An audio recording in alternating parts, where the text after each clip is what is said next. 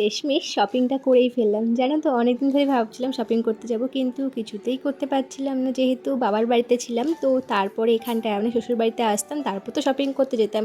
তো শেষমেশ কিন্তু শ্বশুর বাড়িতে চলেই আসলাম, মানে মাম্মামকে নিয়ে চলে এসেছিলাম মহালয়ার দিনকে। তো সেদিনকেই একেবারে যখন কৃষ্ণনগরে এসেছিলাম আমরা, তারপরে শ্বশুর বাড়িতে আসার আগে কিন্তু কৃষ্ণনগর থেকে কিছু কিছু শপিং আমরা করেই নিয়েছিলাম। পুচকু একটা জিন্সের প্যান্ট তোমরা দেখতে পাচ্ছ, এই জিন্সের প্যান্টটা কিন্তু মাম্মামকেও ছোট পিমনি দিয়েছিল, প্রায় পুজোর 1 মাস আগেই কিন্তু মাম্মামকে গিফট করে দিয়েছিল। আর এই যে এই সেটটা তোমরা দেখতে পাচ্ছ, এই সেটটাও কিন্তু ছোট পিমনি ওকে দিয়েছিল। মানে কত যে ড্রেস পাচ্ছে মাম্মাম, সত্যি করবো তোমাদেরকে বোঝানোর জন্য এই সেটটা আমিই পরে নিলাম। এই সেটটাও কিন্তু দারুণ সুন্দর ছিল। তোমরা কিন্তু জানিও যে মাম্মামের এই ড্রেসটা কেমন লাগছে, যে প্রজাপতি মতো করা আছে, এটা বেশ সুন্দর ছিল। এই দেখো, এই চুড়িদারের সেটটা কিন্তু মাম্মামকেও ঠাম্মি গিফট করেছে। মানে ভাবা যায় এইটুকু পুচকি মেয়ের আবার চুড়িদার। আমার তো ভীষণ ভালো লাগছিল চুড়িদারটা। যখন ওর পিমনি মানে গেছিলো যখন শপিং করতে, তখন আমাকে ভিডিও কল করে দেখাচ্ছিলো যে চুড়িদারের সেট নেবে না অন্য কিছু নেবে। আমি তো এক চান্সেই বলেছিলাম যে চুড়িদারের সেটটা নাও, কারণ ভীষণ ভালো লাগছিলো চুড়িদারের সেটটা আমার। একটা প্যান্ট, পুচকি একটা ওড়না, প্যান্টের মধ্যে আবার ডিজাইনও করা আছে। তোমরা কিন্তু অবশ্যই জানিও যে চুড়িদারের সেটটা মাম্মামের কেমন লেগেছে। আর সবশেষে জানিও তোমরা যে মাম্মামের কোন ড্রেসটা তোমাদের বেশি ভালো লেগেছে। এই ড্রেসটাও কিন্তু আমার ভীষণ পছন্দের একটা ড্রেস মাম্মামের।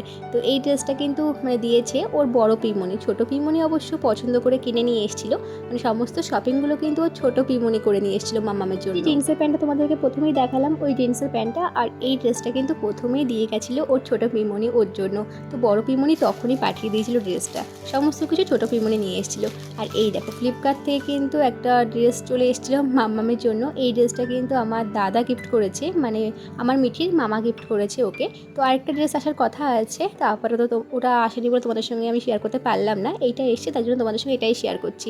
আমার তো ভীষণ ভালো লেগেছে ওই ড্রেসটা। শাড়িটার সম্বন্ধে তোমাদেরকে কি বলবো, আগের দিন হয়তো তোমরা একটা শর্ট ভিডিওতে দেখে নিয়েছিলে। যাই হোক, এই শাড়িটা কিন্তু আমি আমার 7 মাসের সাথে গিফট পেয়েছিলাম। আমার হাজবেন্ডের একটা বন্ধুই আমাকে গিফট করেছিল।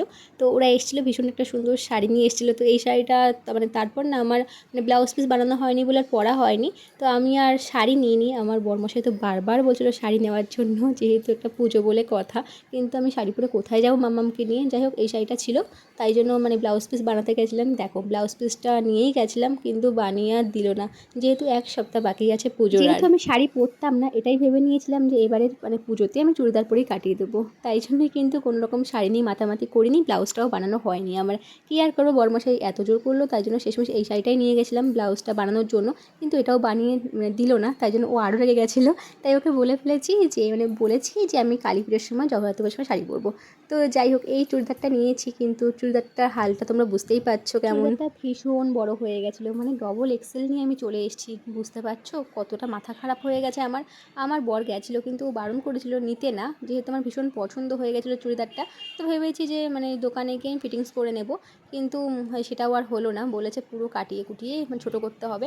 সেটাও করে দেবে কিনা কোনো ঠিক নেই। যদি না দেয় ভাই, আমি এবার কিন্তু পুজোতে পুরনো ড্রেস পরেই বেরোবো।